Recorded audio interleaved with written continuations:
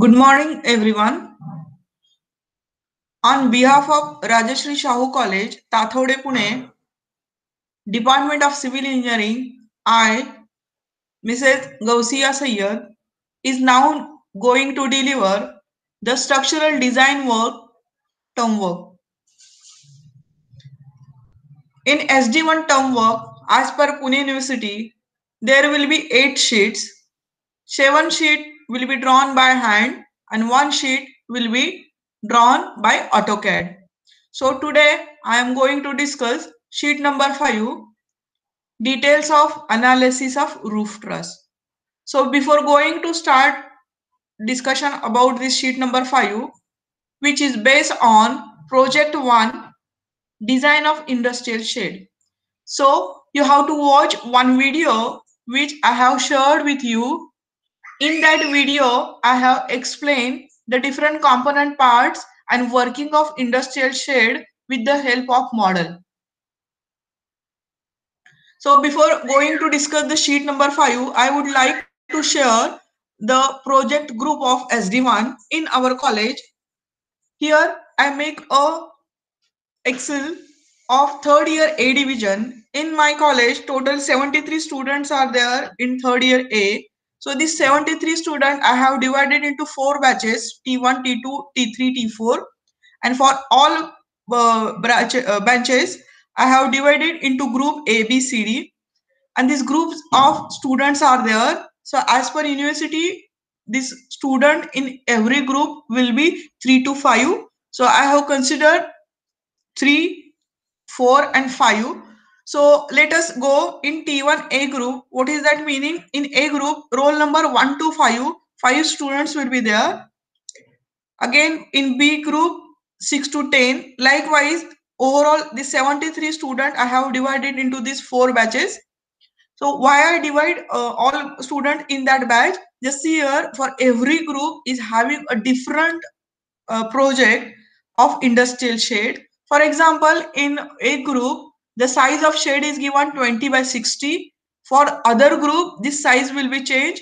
Similar way, height of change. Again, type of truss, Pratt or how is there, or spacing of truss. Each and every, even city also I have to change, so that every group can design their own project. So you can follow this table to divide your student as per this group and design the industrial project likewise.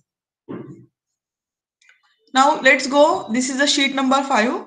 Just see this. This sheet 5 is based on analysis of truss.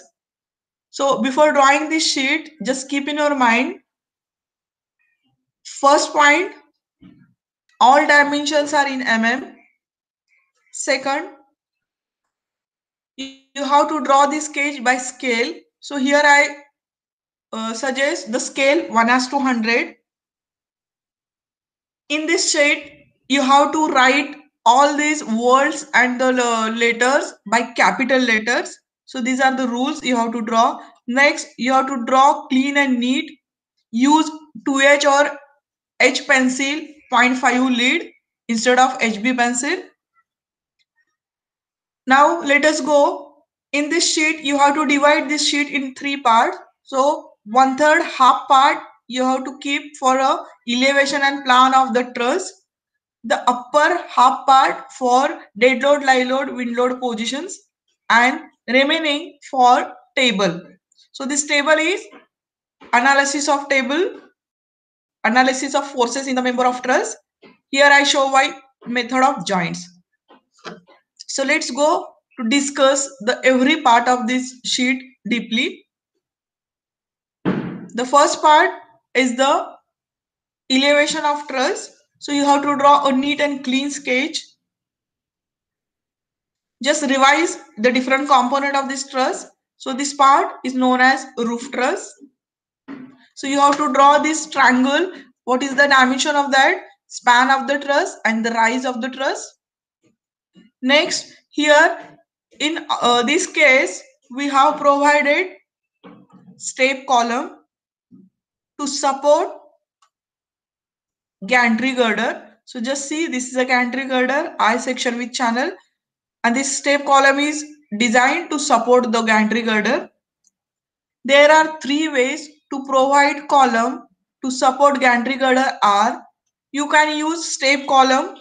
Second way, you can provide bracket to column so that gantry girder can rest. Or the third way, you can design a separate column to the gantry girder. And all these three cases depend upon the load coming on that column. So in this case, we have provided step column. And this part is known as crane girder. While drawing this sheet, you have to know the sizes of this column, again gantry girder, roof truss, etc.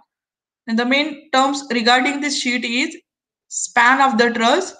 So the span of the truss is nothing but center to center distance between the column is known as span of the truss. And the vertical distance between the topmost point known as ridge to tie member is known as rise. So in this manner, you have to draw a sketch of elevation of roof truss. In this sheet, the size of the shed is 70 by 60 meter. So 70 is a clear distance. You have to add 70 plus the size of column. So in this sheet, the size of column is 500. So the span of the truss is 17.5 meter. Okay, you have to draw like this. Then go for next. Let us start to draw the scale. Here in that sheet, first you draw a rectangle of size 70 meter. So instead of 70 meter, I write it in mm. So this scale is 1:200. So this is a 17 centimeter, 17 meter. And here you go for a 60 meter. So due to limitation of sheet, I have make a break in this and show it 60 meter vertical line. So first draw a rectangle. Then show the position of column. This is the I section is the position of column. And the distance between the spacing of this column is nothing but spacing of truss. So spacing of truss is 4000. So you have to make a position of this column by 4 meter likewise. Now just see here, there is one dotted line is given here. This dotted line is nothing but the position of roof truss, the location of roof truss. So this 60 meter can be divided by number of trusses is nothing but 60 divided by 4. So total 15 plus 1. So total 17 trusses here we have to provide 1, 2, 3, 4. 70 trusses. So this red line which is resting on this column is a truss position. Then here this distance is 4 meter is there. Again there is some dotted lines are there. This dotted line. These are the vertical line. These are the vertical line. These are the nothing but the spacing of purlin. So this channel distance between these two channel is known as spacing of purlin, which is given by 2.5 meter. So show this. These horizontal lines are the position of trusses, and this vertical line are the position of purlins. Now here I show the plan area. What is that plan area? The plan area is nothing but it is the load or the area or the load acting on one truss. So you can show this plan area by hatches or by the shaded lines. What is that meaning? If this is a truss is there, or suppose this is a truss, so the area of half area of this truss coming on that truss, this half above and this half on this side. So total this area is now distributed uniformly on this truss, and this shaded line is nothing but the plan area. And this is required to calculate dead load and wind load, live load. So just show it on your sketch also. This is nothing but the shaded area is the plan area. How it is calculated? It is the center to center distance or the span of the truss multiplied by the spacing of truss. So in this case 17.5 into 4 is nothing but the plan area. Okay, so in this manner, first we draw plan area, then go for elevation. So this is the elevation you have to draw. Same. First draw this triangle. Span is known to us 17.5. Rise is known to us. First draw this triangle. Then angle of inclination we know. Just draw or make a inclined line to join this point to this. Triangle is formed. Divide this triangle into number of equal panels. So the inclined length divided by 1, 2, 3, 4. So all these. Draw the truss first. Then show this gantry girder column, and in that just see sizes of gantry girder column is given.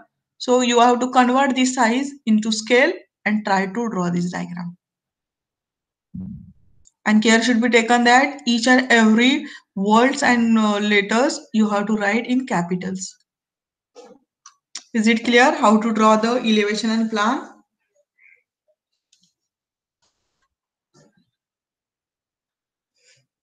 After showing the truss position, let's go for the next part. Here you have to show dead load, live load, wind load. In your truss, scale is again 1:100. Show the span rise. Show the position of dead load, live load, which you already calculated. This is changes as per the group. So this dead load, live load, wind load is a simple line sketch. You have to show it. But in this, specifically you write your span rise as per the group and load coming dead load, live load and wind load. After the second part, let's go the third part. In third part, a table is there, and the table is forces in the member of truss with load combinations. And here I consider sign convention tension positive, compression negative. So you have to draw the table on the sheet. First make a column member, then dead load, live load, wind load. Then these are the load combination. These are the load combination given in table number 4, page number 29 of IS 800 2007. And the members in the truss are top member known as rafter, bottom tie member, strut, sling or inclined member. So you have to write all the members of top chord, bottom chord, strut and sling. Then the first you have to write the dead load, live load, wind load, which is calculated by method of joints or graphical method. And here you can use the dead load, live load, wind load by referring IS 875 part 1, 2, 3. Then use method of analysis and write it dead load, live load, wind load. So let us assume first force is a top member U1, L1. So what is that dead load? Here I write negative. The negative is nothing but these are in compression and positive means is in tension. So write it all these three value. Then these are the factored load 1.5 dead load plus live load. So you have to multiply 1.5. What is dead load, live load? So just remember 31.87 minus again minus 31.50 into 1.5. So this value is this one 94.53. Minus sign is there as both are minus. So use calculator. First complete this row, then go for this combination. Again dead load, live load, wind load and the third combination. So first you completed all these, then go for second reading. Same procedure. You have to multiply partial safety factor. Complete the second, third, fourth. Likewise, you have to complete all the table. In this table, there are top card total 5 or 4 members are there. So out of this 15, there is no need to design every member. Instead of that, we go for considering the maximum value. So what is that maximum value?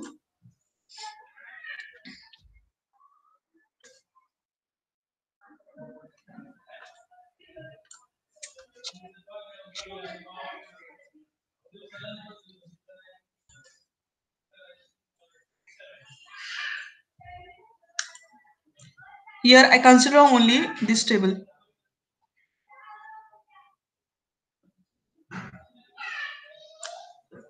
So out of these 15 values, I have to consider maximum positive force is nothing but the tension and maximum negative. So just observe this, and out of that, which one is the maximum? Negative is 112.005. Out of all this negative, just see this is the maximum. So I write due is a compression 112.05, and what is the maximum positive value? The positive value is 452. So here I write 452.14, and instead of considering all these 5-member design, I have to design the top chord or all these 5-member by maximum tension of this and maximum compression. So these are the value which is required to design the top chord member of maximum tension 452 and maximum compression is 112. Are you getting? So in this same manner, we go for bottom chord. Again, this table again starts same, and every this 4-member you have to find 2 values: tension, compression, likewise. Is it clear? This is the table of forces in member of truss. After completing this table, let's go next. Here is again a same sheet number 5, but this sheet can be drawn by graphical method. So the analysis of truss is by graphical method. Same is there. Only change is that instead of join method, we can draw vector diagram, space diagram, and with the help of that diagram, we can find the forces in the member of truss. So let us discuss. Just see the same. This is a plan area. Now see this. This is the dead load diagram. And first we go for calculating this polar diagram, all these forces, then vector diagram. And this is a space diagram. With the help of this, we can locate the reaction Ra and Rb. Okay, so this is the one of the way to calculate or analysis forces in the member of truss. And this is the vector and space diagram for wind load. So you can refer any one method, maybe a method of joint or method of section. In this manner, you have to complete your sheet number 5. Thank you so much for continuous watching and have a good day ahead.